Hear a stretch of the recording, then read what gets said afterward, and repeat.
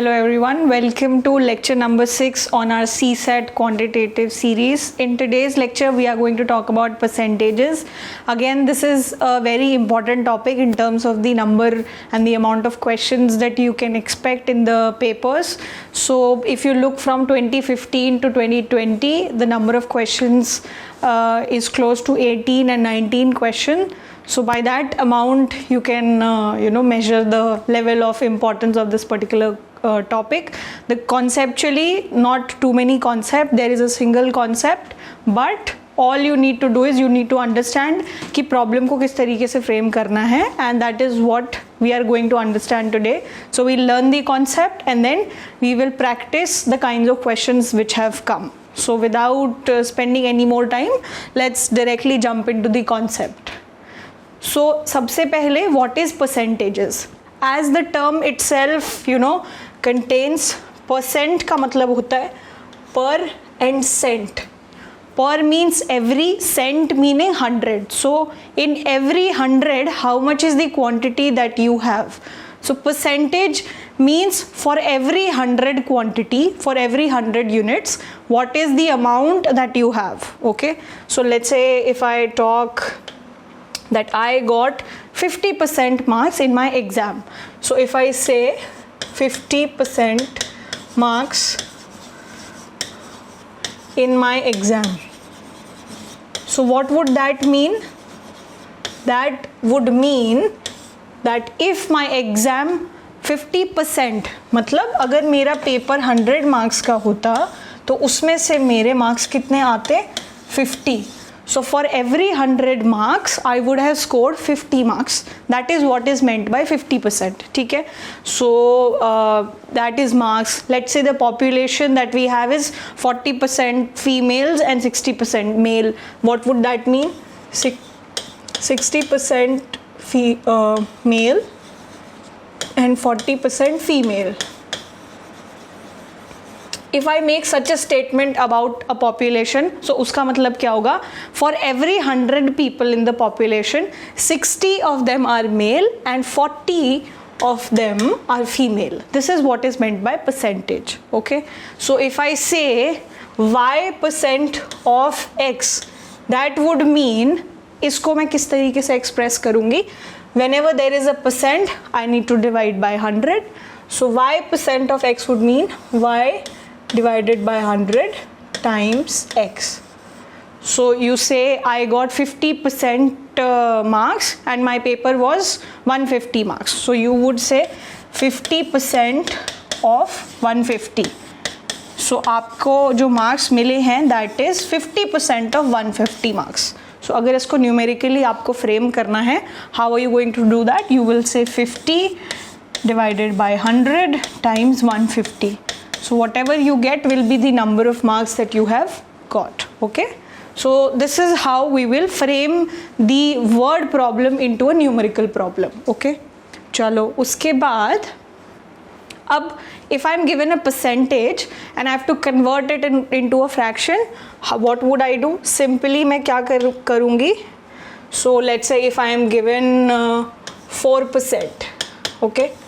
So I want to convert it into a fraction. What would I do? I would just divide this number 4 by 100. So this is how I will write it in percent term, and this is how I would write it in terms of fraction. Okay. So percent को fraction में if I have to convert, I would simply divide it by 100, because whenever you talk about percent, it's about कि 100 अगर quantity होती तो उसमें आप कितने proportion को gather किया है आपने. What is the proportion that you are entitled to? Okay. अब similarly अगर आपको कोई एक fraction दिया हुआ है, उसको आपको percent में convert करना है, तो आप कैसे करोगे?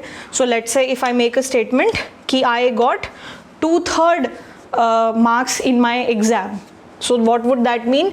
कि मेरा जितना भी पेपर था उसमें से मुझे 2/3 marks मिले हैं. तो अगर मुझे इस 2/3 फ्रैक्शन को परसेंट में कन्वर्ट करना है, what is the percentage of marks that I have scored, if I have to do that what would I do, I would simply multiply it by 100. So इससे जो मेरे पास नंबर आएगा दैट वुड बी परसेंटेज. ठीक है, so simple conversion, if I have to go from percent to fraction I will divide by 100. If I have to go from fraction to percent I will multiply by 100. okay, so fraction to percent and percent to fraction. all right, उसके बाद what else do we have to think about? so और एक situation और हो सकती है, let's say if I ask you how much is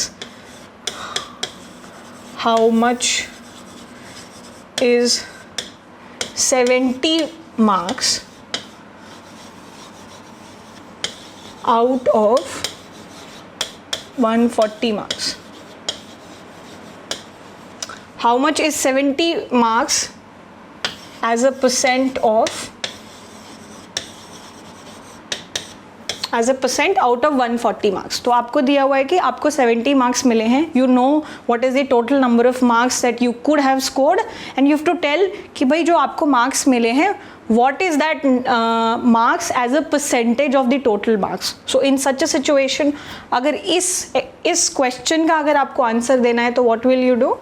जो amount आपने स्कोर किया है, जो मार्क्स आपने स्कोर किए हैं वो divided by what is the total marks that you could have score which is 150 and then you would simply multiply it by 100. ठीक है, and that is the number in percent that you would have got. So what is it? 70, 142 and then 50. so this 70 marks is 50% of this 140 marks. okay, so this is how you could find out कि एक quantity दूसरी quantity के कितने percentage in amount है. so let's say if I ask you कि how much is 60 kgs as a percentage of 240 kg. so I am asking कि ये जो 60 kg है how much in percent it is of 240 kg. so 240 kg में से ये 60 kg कितना percent है? how much percent of 240 kg is this 60 kg? if you have to find out what is this number, what will you do? you have 60 kg जिसका आपको percentage निकालना है, then the total amount, what is the total amount? 240 kgs and then you would simply multiply it by 100. ठीक है, so 60 and so this is 4, so this is nothing but 25%. so 60 kg is 25% of 240 kgs. so इस तरीके के काफ़ी सारे convergence या statements आपको मिल सकते हैं. so you have to understand and express each of them accordingly depending on the situation. ठीक है, so this is how you will express one quantity as a percentage with respect to other. so this 60 kg is 25% of this other quantity which is in total 240 kg. okay, so these are all the concepts more or less that we will be needing in solving the questions. so we are all done with the concept. now let us look at a few of the past year questions which have come in the CSAT paper. so I hope you all are ready and conceptually the concepts are not too intense. we will just have to simply frame the word problem in terms of mathematics and that is all that we are going to need. so let's directly jump into the questions part. chalo, so this question was asked in CSAT 2015. let us read the question, let us write जो भी मुझे दिया हुआ है and then we will proceed accordingly. चलो, so what is given to us? in a test a candidate attempted 8 questions and secured 50% marks in each of the question. ठीक है, so there was a candidate who attempted 8 questions or out of these 8 questions he secured 50% marks in each of the question. so ये 8 questions थे. मान लीजिए कि ये हर एक question let's say कितने भी मार्क्स का था वो हम बाद में देखेंगे, बट हर एक क्वेश्चन में अगर एक क्वेश्चन 100 मार्क्स का था तो उन्होंने 50 मार्क्स सिक्योर किए फॉर एवरी क्वेश्चन. सभी 8 के 8 क्वेश्चन के लिए यही हुआ. ठीक है, सो 50% marks in each that candidate scored 50% marks in each of the question. चलो ठीक है, उसके बाद secured 50% marks in each of the question if, okay, this should be if he obtained a total of 40% in the test and all questions in the test carried equal marks. How many questions were there in the test? So ये जो भी उन्होंने बोला, जो भी हमें calculation दी हुई है, उसके हिसाब से हमें बताया गया है कि उन्होंने जो मार्क्स स्कोर किए वो है 40% मार्क्स. 40% मार्क्स उन्होंने स्कोर किए, ठीक है, और हर एक क्वेश्चन का इक्वल वेटेज है, ठीक है. So he scored 40% marks in the test and all question in the test carried equal marks. So we have to answer how many questions were there in the test. So what is the number of questions? Number of questions. What is the number of questions in the test? ठीक है, चलो तो let us begin. Let us see कि भाई मुझे पता क्या क्या है और उसके हिसाब से how can I proceed. So सबसे पहले तो he attempted 8 questions and in every question, let's say one question, let's say for example each question was for 100 marks, ठीक है, because I know कि 50% marks है, तो because मुझे आगे जाके calculation करनी होगी तो I can simply assume कि हर question 100 marks का था और उसमें से 50 marks आपने secure किए हैं. So 8 questions थे, ठीक है, 8 question in total. हर एक क्वेश्चन 100 मार्क्स का है, तो टोटल कितने पॉसिबल मार्क्स हो सकते थे? 800. बट आपने हर एक क्वेश्चन में जो है 50% मार्क्स ही सिक्योर किए. मतलब एक 100 मार्क्स का क्वेश्चन था, उसमें से आपको 50 मार्क्स ही मिले. सो 8 क्वेश्चंस अटेम्प्ट करने के बाद आपने कितने मार्क्स स्कोर किए? 400 मार्क्स. 400 मार्क्स, ठीक है. तो आपका जो स्कोर है वो है 400 मार्क्स, ठीक है. और आपके स्कोर के बारे में क्या बोला गया है? That you have scored 40% of the marks. So 40% of whatever is the total number of marks that you have scored. So अब आपको दिया क्या हुआ है कि 40% ऑफ total marks is equals to what? आपने 40% स्कोर किया है. What is this 40% that you have scored? This is 400 marks. So this is 400 marks. So now I want to find what is my total marks that are there. मेरा paper जो है maximum कितने marks का है? So if I want to find out TM, what will I do? So इस 40% को मैं fractions में कन्वर्ट करूँ तो मैं क्या करूँगी? 40/100. ये ऑफ जो होता है, this is always converted into multiplication. So multiplication total marks and my total marks are 400.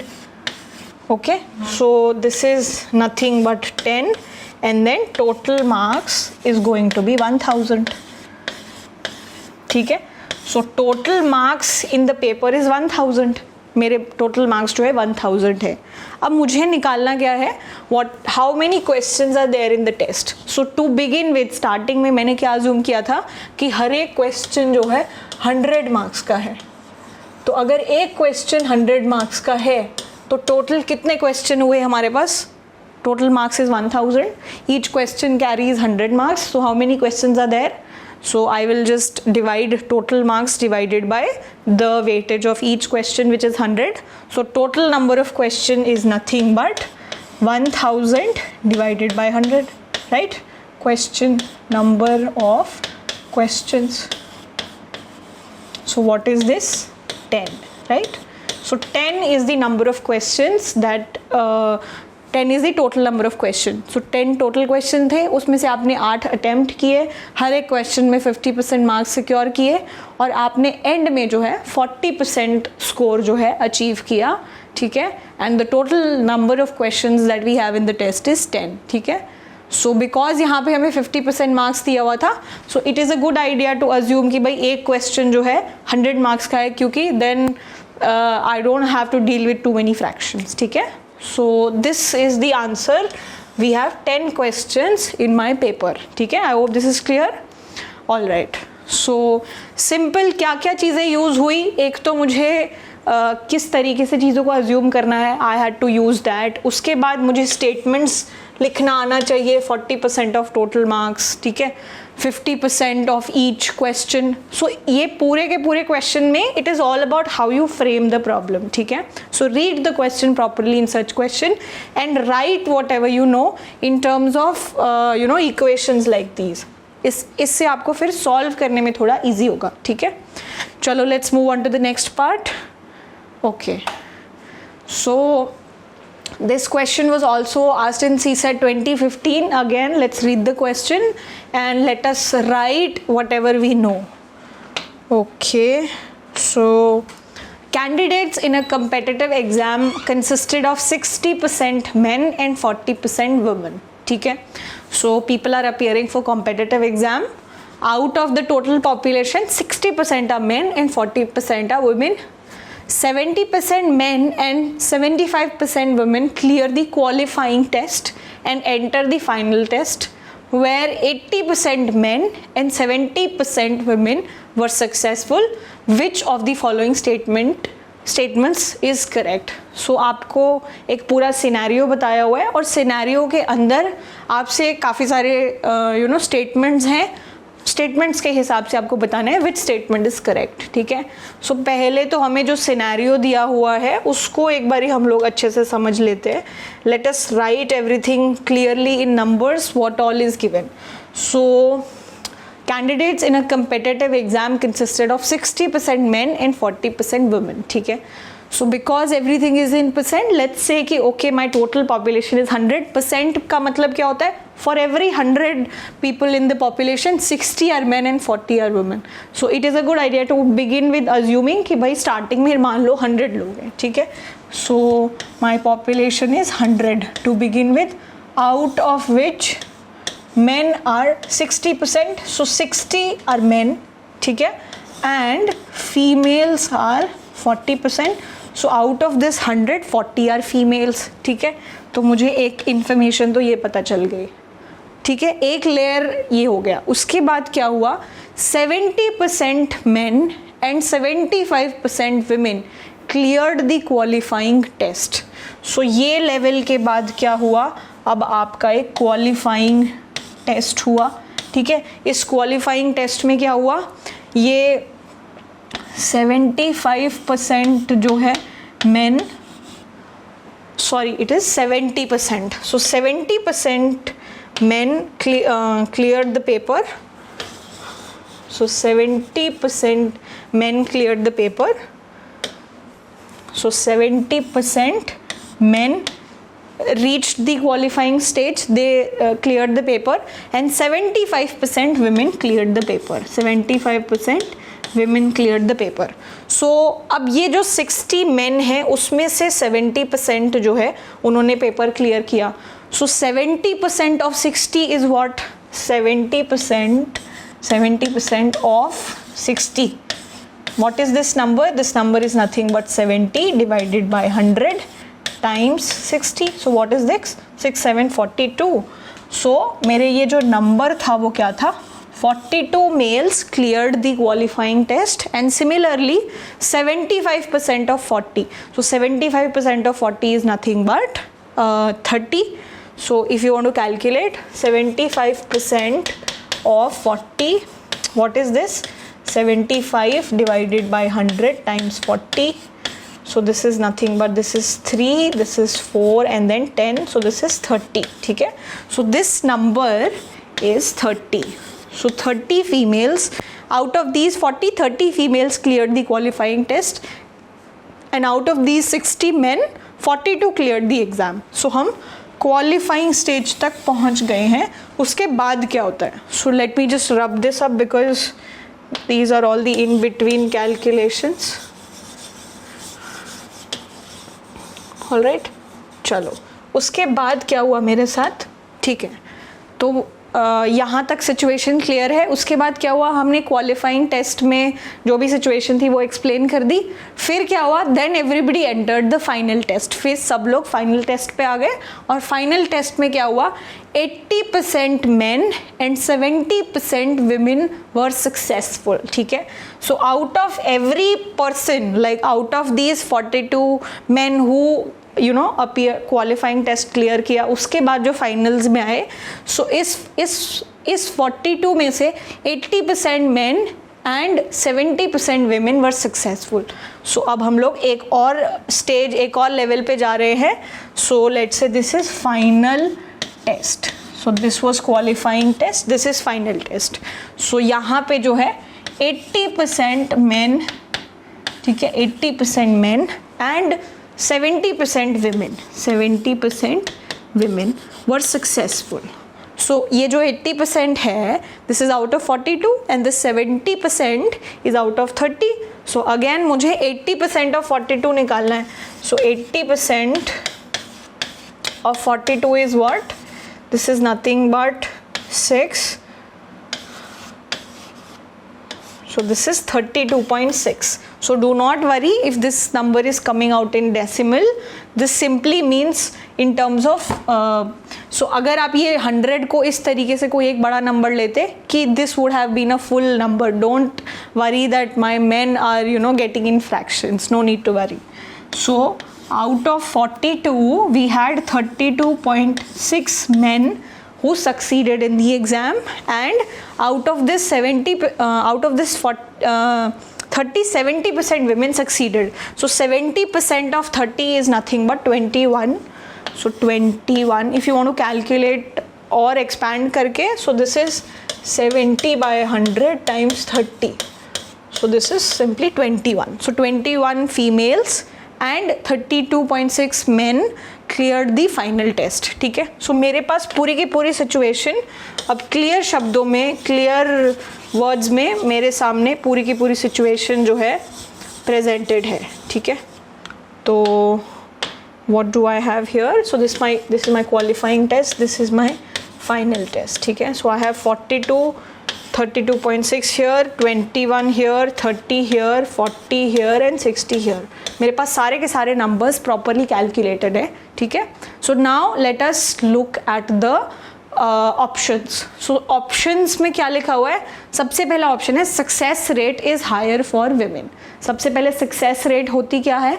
Success rate is higher for women और हायर फॉर मेन. उसके लिए मुझे क्या करना पड़ेगा? सक्सेस रेट कैसे डिफाइंड है कि अगर 100 गर्ल्स पेपर दे रही हैं, 100 females, 100 women are giving the paper, out of them how many are getting through the final paper. ठीक है. सो यहाँ पे 60 मेल्स ने पेपर दिया. अब ये 60 में से कितने लोग जो है पास हुए in terms of percentage, that will be your success rate. So अगर मुझे मेल्स की सक्सेस रेट निकालनी है, मेल्स की सक्सेस रेट, तो वो क्या होगी कि total males, out of total males how many succeeded. So how many succeeded till the end? 32.6 succeeded at the end. So let's say end तक 32.6 मेल्स ने एग्ज़ाम फाइनल लेवल तक pass किया. Out of how many man? 60 man. So what is this as a percentage? So अगर आप इसको multiply करोगे 100 से, then what will we get? So this is nothing but 65 and 5 point. So this is 26,420. So this is close to what? Yeah, I think, yeah. So 5, 2, 6, 24,420. Okay, all right, into 10. So this is close to what? 54.3%, right? This is fine. So 54.3% was the success rate for males, क्योंकि 32.6 male succeeded out of 60. And similarly अगर मुझे success rate for females बताना है, what will be the success rate for females? कि भाई total females जिन्होंने paper pass किया, that is 21. So out of 21 how many so like out of 40 21 succeeded. So what is the success rate? So success rate is 21 divided by 40 times 100. Okay, so this is nothing but 210 divided by 4. Okay, so what is this again? So I could have just simply done 2.5. So this would have been 2.5 times 21. So what is this? 21,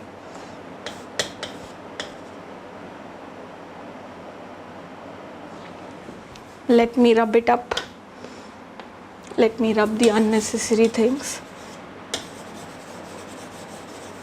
So मेरे पास finally जो number है, what is that?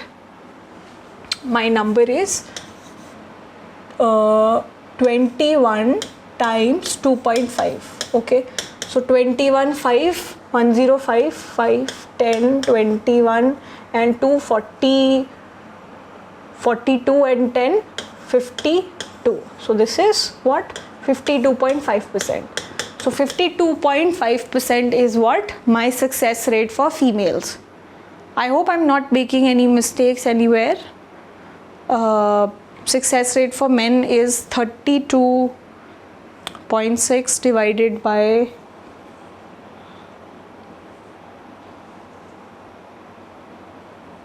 is it 32 or is it 33? I'm just wondering. So 80% of 42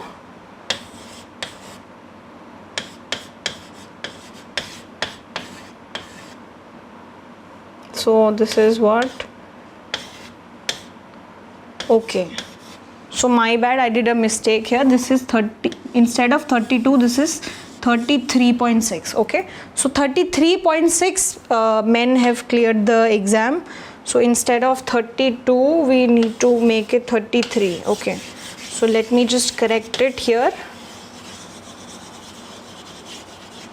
Okay, so yeah, 33.6, and if we divide it by 6, what do we have? So this is 5 and then 6. Okay, so this is 56%. Okay, so kindly make that correction. The success rate for males is 56% and the success rate for females is 52.5%.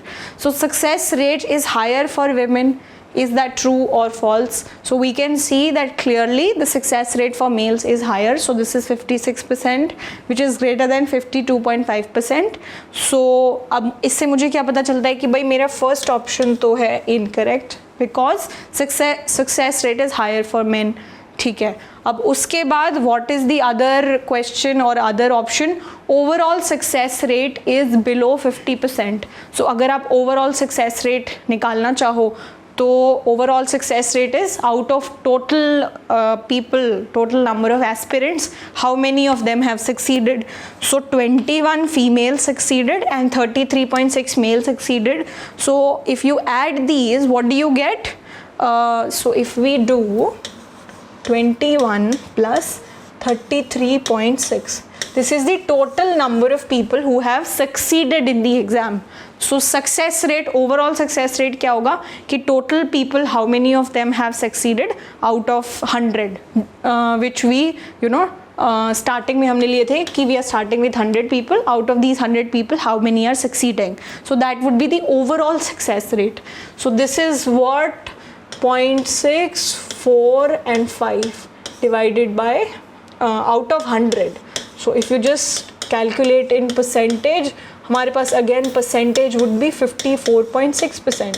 So overall success rate is not below 50, it is definitely above 50, which is again, this is not the correct option. Okay, what is the third option? More men cleared the examination than women. ठीक है, so अगर आप absolute numbers में बात कर रहे हो, so that is true. More men, the men who have cleared the paper is 33.6 and the females who have cleared the exam is 21.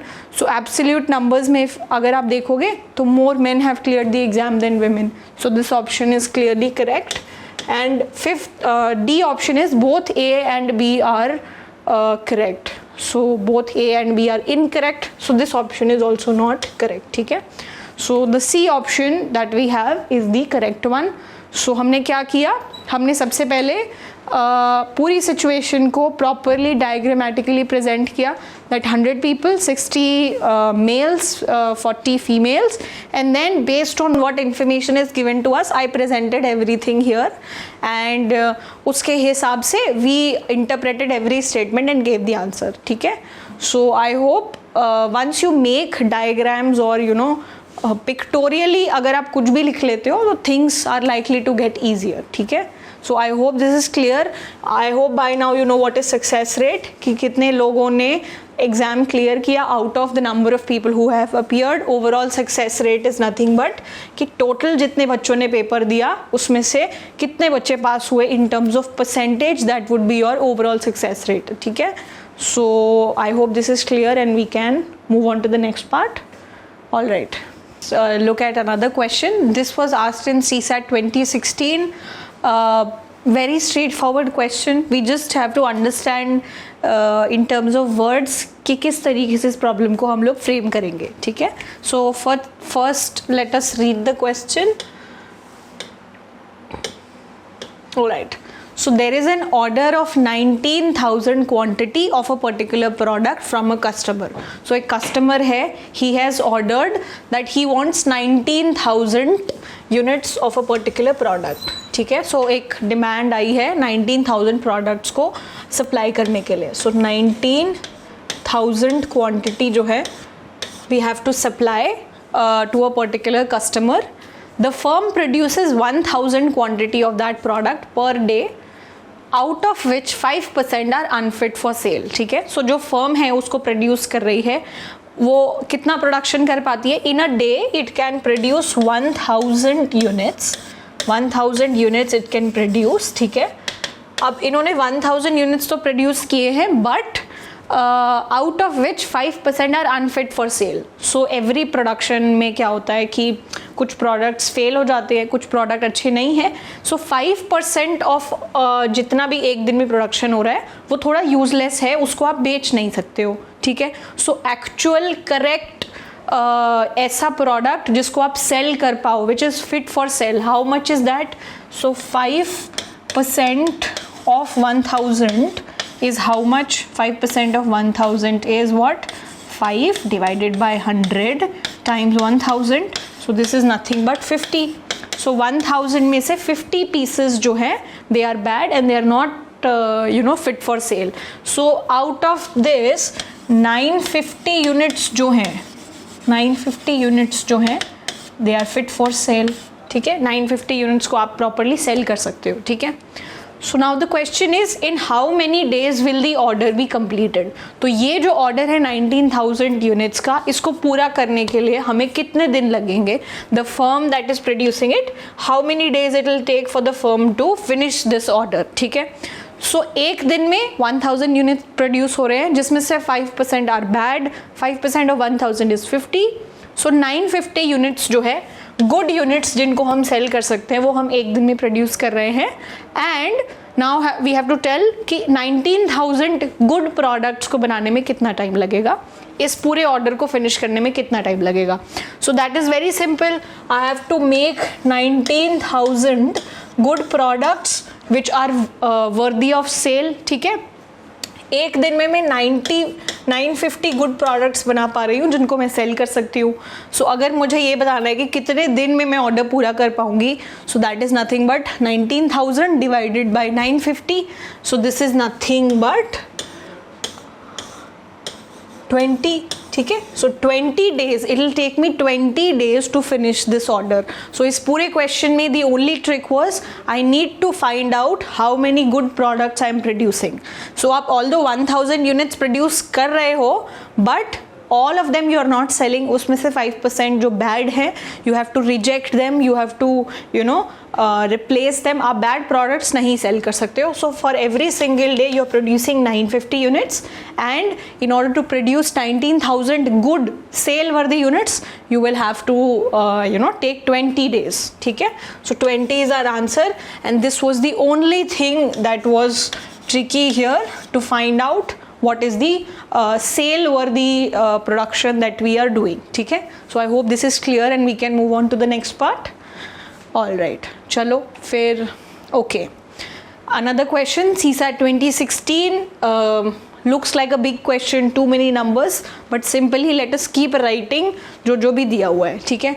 Anita's mathematics mathematics test had 70 problems carrying equal marks. ठीक है, so Anita is a girl, she is appearing for a mathematics test and उनके test में 70 problems हैं, 70 questions हैं, 70 problems हैं. ठीक है, और हर एक प्रॉब्लम इक्वल मार्क्स की है, हर एक क्वेश्चन इक्वल मार्क्स का है. ठीक है, और जो प्रॉब्लम्स हैं वो किस तरीके से बाइफर्केटेड है, अर्थमेटिक के क्वेश्चंस हैं, अलजेब्रा के क्वेश्चन है और ज्योमेट्री के क्वेश्चन है. ठीक है, तो क्या क्या कैटेगरीज हैं,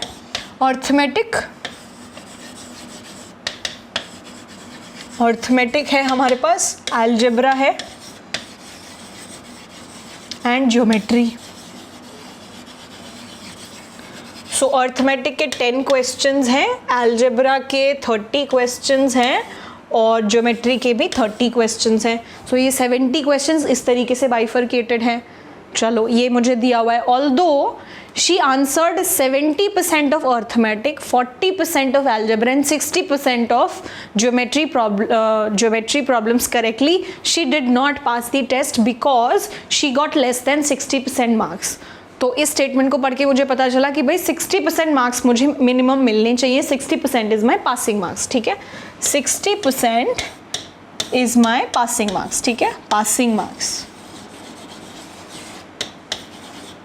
तो हमें क्या दिया हुआ है कि अनीता ने 70% अर्थमेटिक के क्वेश्चन, ठीक है, और उसके अलावा 70% अर्थमेटिक के क्वेश्चन, 70% अर्थमेटिक के क्वेश्चन, 40% अलजेब्रा के क्वेश्चन और 60% ज्योमेट्री के जो प्रॉब्लम्स थे उन्होंने किए. ठीक है, उन्होंने अच्छे से सॉल्व किए और वो उनके करेक्ट थे.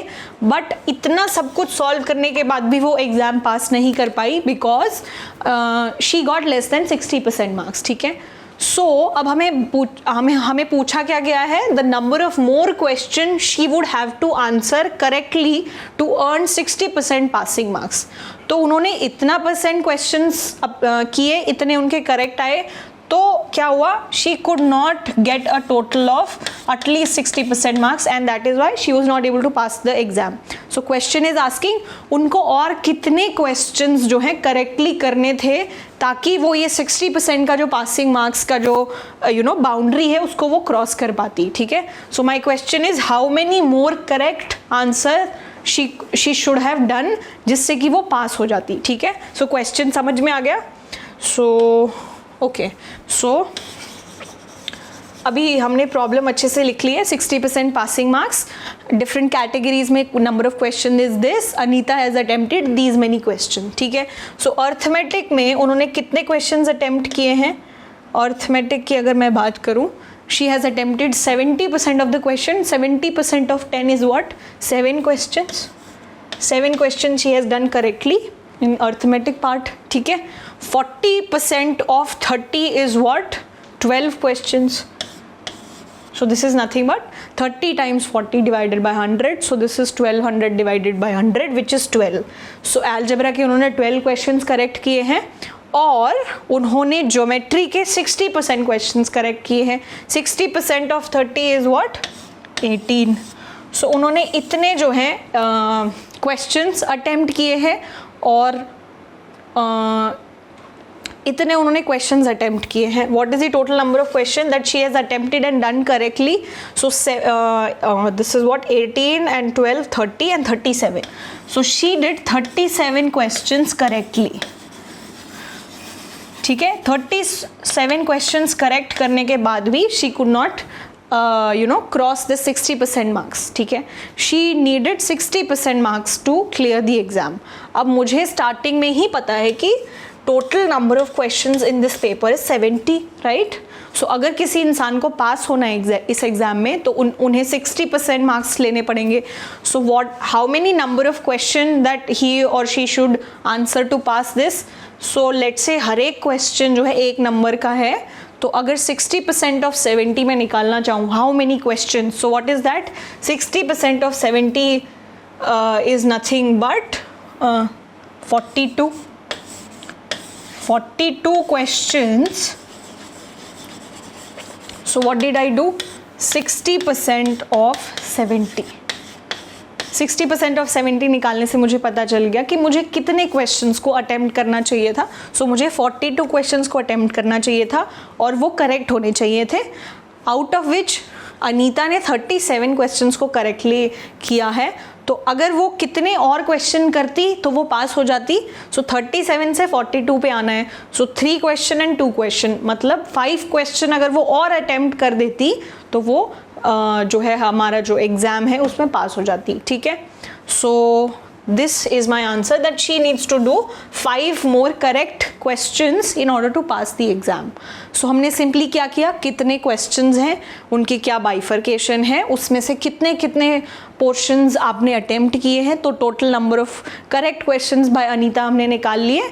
How many question did I need to do to pass in the exam? वो मैंने कैसे निकाला, 60% is the passing marks, 70 questions I have, so 42 questions I should have done, and instead I did 37, so I should have done 5 more questions. Okay, so that is my answer, and I hope this is clear. So simple strategy all the time, just write whatever is given in a, you know, in a systematic manner. It will help you a lot. Chalo, let's move on and let's look at another problem. I hope this is clear and we can move on. All right. Okay. So this again was asked in CSAT 2016. So just by the frequency of questions, you can see how important this particular topic is from the quantitative aspect. Chalo, the monthly average salary paid to all the employees of a company was rupees 5,000. ठीक है. उसके बाद क्या दिया हुआ है, the monthly average salary paid to male and female employees was 5,200 and 4,200 respectively. So मतलब respectively का मतलब क्या हुआ, मेल्स को 5,200 मिल रहा है और फीमेल्स को 4,200 मिल रहा है. Then I have to tell what is the percentage of males who are employed in the company. ठीक है. तो कितने, what is the percentage of males that are employed in the company, कितने परसेंट लोग जो हैं वो मेल्स हैं out of 100 people in the company. चलो, तो मुझे दिया क्या हुआ है वो मैं लिख लेती हूँ पहले. Average salary paid to all the employees. So overall average, basically average monthly salary मुझे दी हुई है. ठीक है.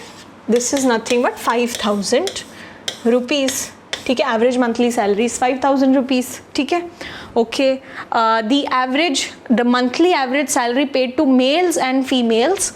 सो मेल्स की average salary is 5,200 and females की average salary is nothing but 4,200. So इन दोनों की कैटेगरी अगर आप अलग करोगे, दोनों के एवरेज सैलरी जो है अलग होंगे. ठीक है. अब मुझे जो है बताना है what is the percentage of male employees in the company. चलो, मुझे मेल एम्प्लॉयज़ भी नहीं पता कितने हैं और फीमेल एम्प्लॉयज़ भी नहीं पता कितने हैं. सो मैं मान लेती हूँ कि मेल एम्प्लॉयज़ जो हैं लेट्स से x है. There are x male employees in the company and there are y female employees in the company. ठीक है. x and x male employees है, y फीमेल एम्प्लॉयज़ है. ठीक है. So okay. तो व्हाट इज़, अब मुझे दिया क्या क्या हुआ है, मैं उसके हिसाब से क्या क्या चीज़ें निकाल सकती हूँ. चलो ठीक है. तो average monthly salary, average is nothing but sum of salary divided by total number of people who are there. So अगर x male and y female, then total number of people in the company is what, x plus y. Right. तो average monthly salary क्या होगी, this is nothing but total salary of males plus total salary of females, total salary of females divided by total number of people. Right. Total number of people. तो अगर आपको average salary निकालनी होती है तो आप क्या करते, सबकी सैलरी ऐड कर दो divided by total number of people in the company, ठीक है। अब सबकी सैलरी ऐड कर दो में मैं सिंपली ऐसे लिख सकती हूँ कि चलो पहले सारे मेल्स की सैलरी ऐड कर देती हूँ और फिर सारे फीमेल्स की सैलरी ऐड कर सकती हूँ। I can write it like this, right. So total salary of males plus total salary of females divided by what is the total number of people who are there, ठीक है। And this whole thing is nothing but my average monthly salary. अब ये average monthly salary कितनी है? 5000, ठीक है। And what is the total number of people? Total number of people is x plus Y, ठीक है। अब मुझे क्या निकालना है? टोटल सैलरी ऑफ मेल्स, ठीक है। तो अब मैं टोटल सैलरी ऑफ मेल्स कैसे निकालूंगी और टोटल सैलरी ऑफ फीमेल्स कैसे निकालूंगी? अब ये मैं इन्फॉर्मेशन कहाँ से एक्सट्रैक्ट कर सकती हूँ? मुझे ये जो इन्फॉर्मेशन दी हुई है कि भाई मेल्स की एवरेज सैलरी जो है वो क्या है? 5200 और फीमेल्स की एवरेज सैलरी जो है वो है 4200, ठीक है। सो अगर मुझे सम ऑफ मेल सैलरी निकालना है तो वो क्या होगा?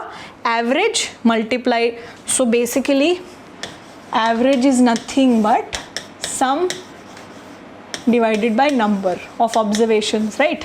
So I have to find what is the sum of male salary. This is nothing but average male salary multiplied by number of males. So वो कितना होगा? 5200 is the average and what is the number of males? X. So what is the sum of male salary? 5200 times X and similarly females के लिए क्या होगा? 4200 times Y. तो that is exactly what I am going to write here, ठीक है। सो मैं इस पूरे एक्सप्रेशन को अच्छे से एक बार ऊपर लिख देती हूँ। So what is this whole expression? This average monthly salary is equals to sum of total salary of males that is 5200 times x plus this is 52, okay 52 and 4200 times y divided by okay, this is x plus y क्योंकि total number of people in the firm is now x plus y, right? So this is nothing but x plus y, ठीक है। तो मेरी ये पूरी की पूरी जो एक्सप्रेशन है वो ये बन गया। अब मुझे सिर्फ इसको सॉल्व करना है और देखना है कि क्या हो रहा है, ठीक है। चलो तो फिर this is nothing but if I multiply everything here 5000x plus 5000y equals to 5200x plus 4200y, ठीक है, right. So this is 5000, this is 5200। तो if I subtract what will I get? यहाँ पे मेरे पास 200x होगा, ठीक है। This is 5000, this is 4200। If I subtract तो मेरे पास यहाँ पे क्या बच जाएगा? 800y, ठीक है। तो I am just going to maybe rub this particular part, okay. So all right, okay, my bad. All right, so what do I have? 800y equals to 200x. So 200 और 800 को जब मैं simplify करूँगी तो मेरे पास क्या आ जाता है? 4y equals to x, right? Yes or no? और मेरे पास x डिवाइडेड बाय y क्या आ जाता है? x divided by y equals to 4 divided by 1 भी लिख सकती हूँ मैं, right? Like because yes I can do that. चलो तो अब आप देखो कि अगर y 1 है तो x क्या होगा? 4. So this is like I am giving you x ratio y is 4:1, right? So for every 5 people, 4 people will be males. This is what it means. So what is the total number of people? Let's say 4 part this, 1 part this. So 5 is the total number of people. Let's say 5 अगर total लोग हैं तो उसमें से 4 mails होंगे और 1 female होगी। तो मुझे अगर परसेंटेज ऑफ मेल निकालना है तो वो मैं कैसे निकालूंगी कि भाई मेल्स कितने हैं? मेल्स 4 हैं। Out of how many people? Out of 5 people हर 4 लोग जो होंगे वो मेल्स होंगे। So 4 divided by 5. So I had to find how much percentage is 4 of 5, right? So 4 by 5 times 100. So what is this number? 80, right? So this is nothing but 80%. So what is my percentage of males who are employed in the company? 80%, ठीक है। तो एक बार एक quick recap करते हैं कि क्या किया मैंने। बेसिकली ये 3 इन्फॉर्मेशन दी हुई थी. Average monthly salary was 5000. Average monthly salary of males is this 5200, females is 4200. तो मैंने सिंपली ये फॉर्मूला लगाया, average monthly salary is sum of salary divided by total number of people. I thought चलो x number of men, y number of females. So total salary of males मैंने कैसे निकाला, इस average का use करके. Total salary of females निकाला इस average को यूज़ करके. And then simply what is the number of people that I had, x plus Y. So I have simply use this particular expression. और हमारे पास जब इनको हमने सिंप्लीफाई किया तो मेरे पास एक रेशियो आया. And that is how I got to know कि हर 5 लोगों में से 4 मेल्स होते हैं और 1 फीमेल है. तो what is the percentage of males in the company, it is nothing but 80%. ठीक है, इस तरीके से हमें सिंपली जो भी दिया हुआ था उसका फॉर्मूला हमने एक्सपैंड करके लिखा. हमें भी नहीं पता था हम पहुंचेंगे या नहीं, बट हम पहुंच गए. ठीक है, चलो. So I hope this is clear and you will be able to do such questions in future. All right, चलो let's move on.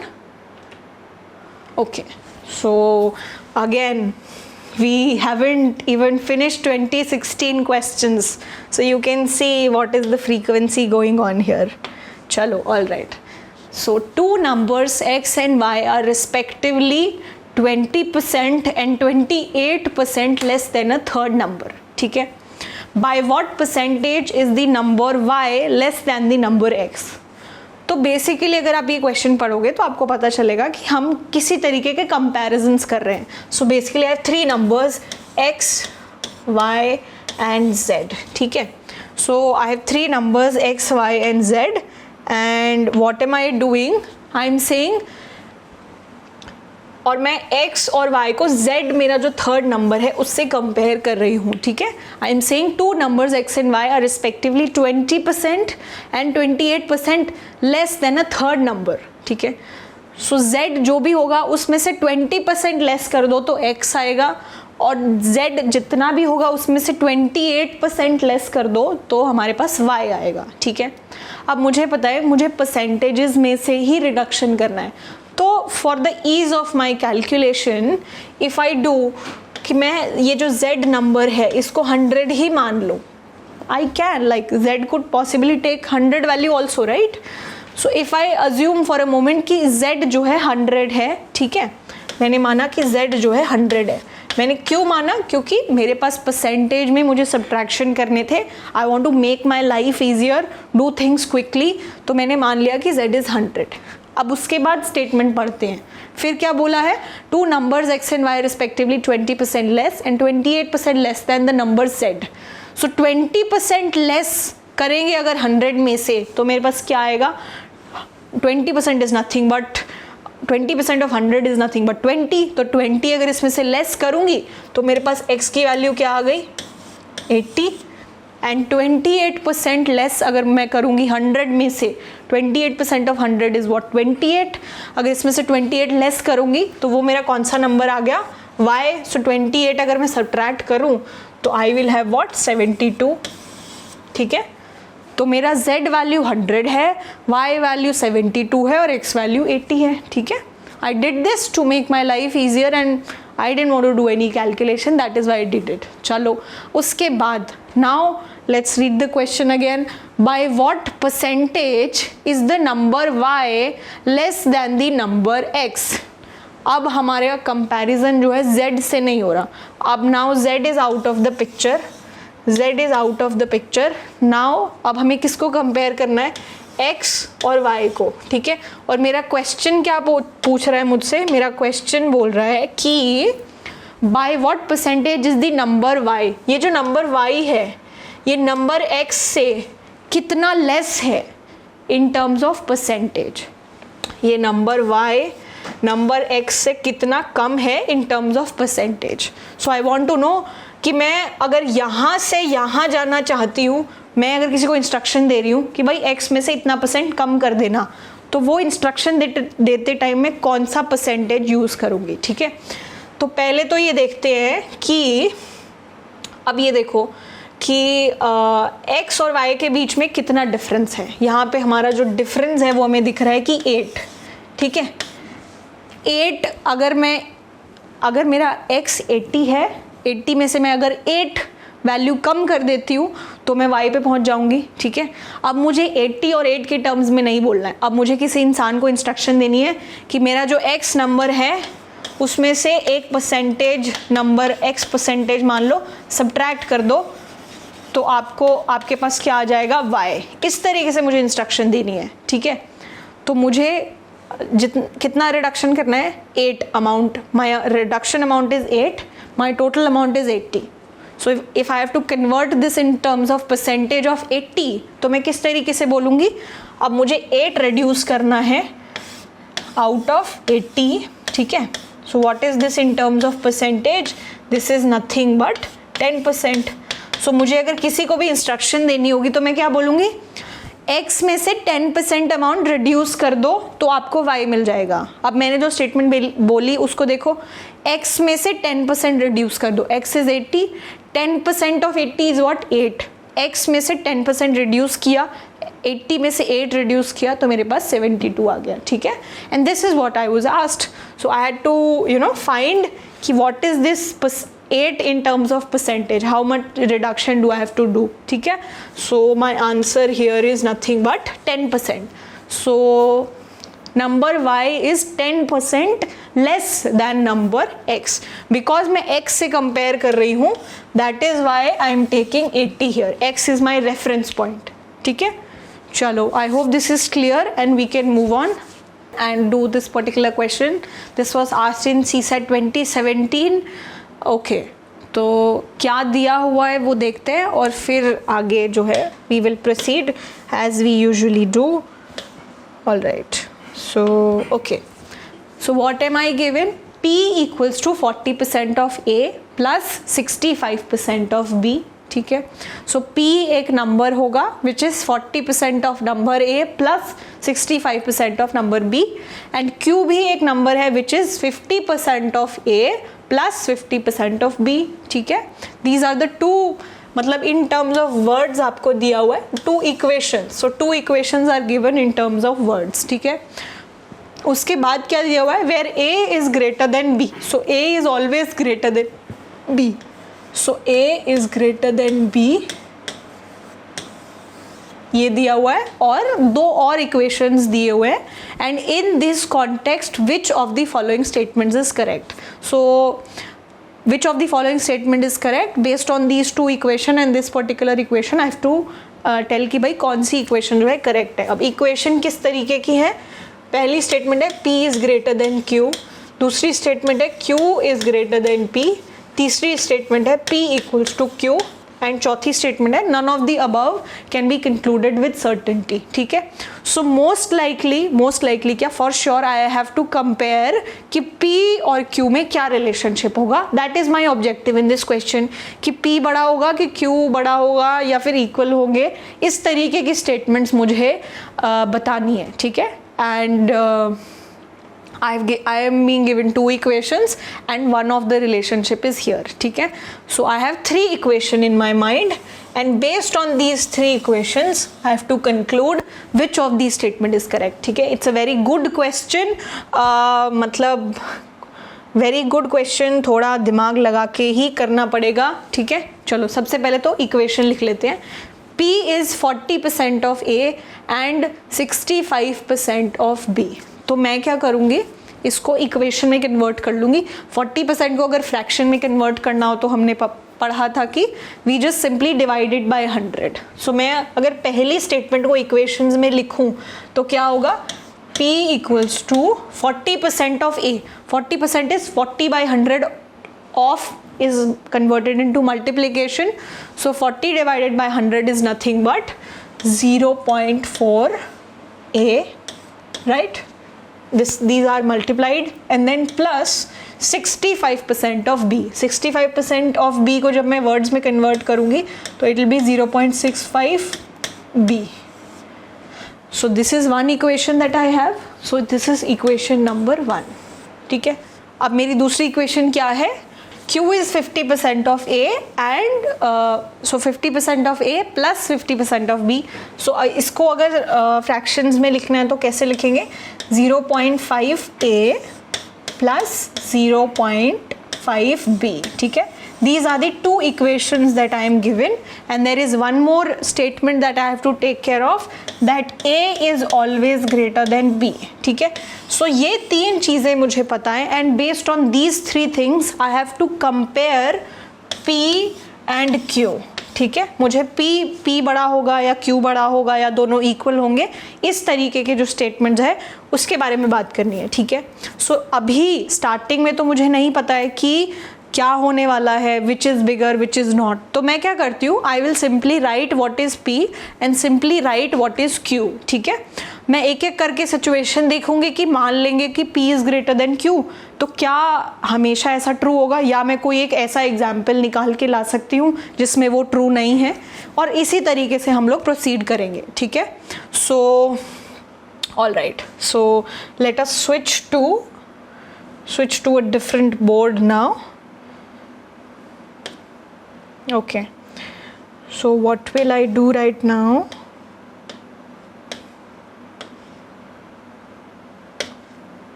Okay, so I have two equations, P and Q, ठीक है. P की value क्या है, 0.4a plus 0.65b, and what is Q, 0.5a plus 0.5b, ठीक है, 0.5b. और मुझे एक और स्टेटमेंट है which is a is greater than b, इसको ध्यान में रखना है, ठीक है. तो अभी स्टार्टिंग में मुझे नहीं पता which is greater which is not. For a moment I will just assume कि चलो मान लेते हैं P is greater than Q, ठीक है. अगर P is greater than Q है तो मैं क्या कर रही हूँ, अब मैं मेरे जो सारे कैलकुलेशंस हैं, जो चीज़ें कॉमन हैं, मैं चीज़ों को लेफ़्ट राइट इस तरीके से मूव कर सकती हूँ, ठीक है. सो यहाँ पे 0.4a है, यहाँ पे 0.5a है. अगर मैं इसको यहाँ पे लेके आती हूँ then what do I get, 0.1a, right. And here I have 0.65b and here I have 0.5b. If I bring it this side, what do I get? यहाँ पे मेरे पास होगा 0.15b, ठीक है. सो जो रिलेशनशिप इन दोनों के बीच में होगा, अगर ये वाली टर्म बड़ी है तो दैट मीन्स P बड़ा होगा, क्योंकि हमारे पास यही रिलेशनशिप मेंटेन हो रही है. एंड अगर this one is bigger that will mean कि Q इज़ बिगर. तो बेसिकली मेरी प्रॉब्लम क्या बन गई है, ये कंपेयर करने की बजाय मैं सिंपली क्या कंपेयर कर सकती हूँ कि भाई ये वैल्यू और ये वैल्यू को कंपेयर कर लो. अगर ये बड़ी है हमेशा that will mean P will always be bigger. अगर ये बड़ी है हमेशा that will mean Q is always greater than P. और अगर ये हमेशा इक्वल है in that case P will be equal to Q. Do you agree with me till this point? हम लोग क्या कर रहे हैं कि I had P, I had Q and I was just wanting to compare these two. सो जो relationship इनके बीच का होगा वही रिलेशनशिप इसके बीच का होगा, क्योंकि मैंने सिंपली बस टर्म्स को लेफ्ट टू राइट कन्वर्ट किया है, ठीक है. आई होप यहाँ तक you guys agree with me. Now my task is to find example जिसमें A is greater than B, A is greater than B. But क्या हो रहा है, कई बार P ग्रेटर देन Q हो सकता है, कई बार Q ग्रेटर देन P हो जाएगा, और कई बार P इक्वल्स टू Q हो जाएगा, ठीक है. So now we will look for such examples, ठीक है. चलो, तो अब फॉर एग्जाम्पल मान लेते हैं कि चलो इसको भी मैं थोड़ी देर के लिए रब कर देती हूँ, ठीक है. मैं सिंपली अगर इन दोनों चीज़ों को कंपेयर कर लेती हूँ, अगर ये दोनों चीज़ें, if this is bigger P is bigger, if this is bigger Q is bigger, if both are equal P and Q are equal, ठीक है. सो फॉर एग्जाम्पल मैं अगर A की वैल्यू ले लेती हूँ 0.15 एंड B की वैल्यू ले लेती हूँ 0.1, तो A is greater than B, right. This is true. ये मेरा कंडीशन इंश्योर हो रहा है. तो फिर हमारे पास मेरा अगर ये वैल्यू बड़ा है या ये वैल्यू बड़ा है, based on that I can say कि P की वैल्यू बड़ी होगी या Q की वैल्यू बड़ी होगी. Let us try and put these values, ठीक है. सो A इज़ 0.15 टाइम्स 0.1, ठीक है. And this B is 0.1, so 0.15 times 0.1, ठीक है. तो मैंने बेसिकली किया क्या, ये वाली जो वैल्यू थी वो ए को दे दी और ये वाली जो वैल्यू थी वो बी को दे दी, एंड मेरा ये वाला रिलेशनशिप भी मेंटेन्ड है that A is greater than B, this is greater than B, right. So in this example you will see that ये दोनों ही टर्म्स जो है सेम है, they are exactly the same. So for this particular example what will we have, P is equals to Q, right. तो मेरा एक example तो ये आ गया. अब क्या कोई और एग्जाम्पल्स हैं जहाँ पे ये रिलेशनशिप नहीं होगा? सो चलो फिर एग्जाम्पल ले लेते हैं.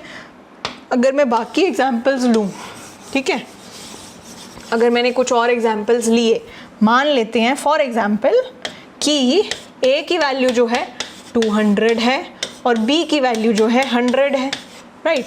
I am taking this value, a is 200, b is 100, ठीक है. In this case also is a is greater than b. अब जब आप ये वैल्यूज इसमें पुट करोगे तो हम लोग क्या देखते हैं, जब आप 100 से मल्टीप्लाई करोगे तो यहाँ पे व्हाट विल वी हैव 15 और यहाँ पे 200 टाइम्स 0.1 इज नथिंग बट 20.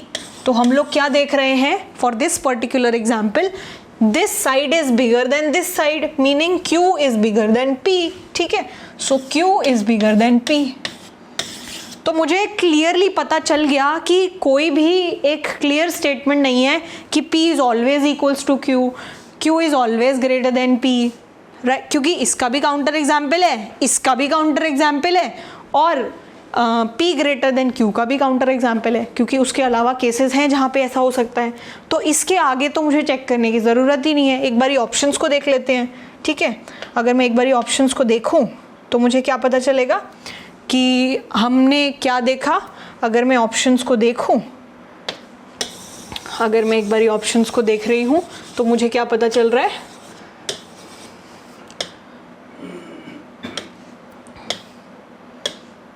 चलो ऑप्शंस को देख के मुझे क्या पता चल गया, will P always be greater than Q. नहीं भाई, मैंने 2 एग्जाम्पल बताए जिसमें ऐसा ट्रू नहीं है, तो मतलब ये रॉन्ग हो गया, ठीक है. Q is greater than P एक केस में था बट एक केस में इक्वल भी था, तो हमेशा ये ट्रू है, ये भी नहीं होगा, wrong. And P is equals to Q एक केस में था बट एक केस ऐसा भी दिखाया था जहाँ पे Q is greater than P, तो हमेशा ये भी ट्रू नहीं होगा. So just by looking at 2 examples we can clearly see कि हम कोई भी एक प्रॉपर रिलेशनशिप नहीं बता सकते that P is greater than Q और Q is greater than P और P is equals to Q. अलग अलग A और B की वैल्यू पे ये अलग अलग रिलेशनशिप हमारे पास होल्ड होगा, and that is why none of the above can be concluded with certainty, hence D is the answer, ठीक है. A is wrong, B is wrong, C is wrong and D is correct, ठीक है. So quickly आप लोग simply क्या कर सकते हो, 0.15B एंड 0.1A इन दोनों को कंपेयर करके चेक कर सकते हो. इनका जो रिलेशनशिप है वही P और Q का रिलेशनशिप होगा, ठीक है. This was a very good question, थोड़ा थॉट प्रोवोकिंग था, आपको थोड़ा सोचना पड़ा इस पे. सो this is how the questions are going to be. So I hope you enjoyed this lecture and you were able to understand the concept of percentages. So I will see you in the next lecture. Till then, keep practicing and take care. Thank you so much.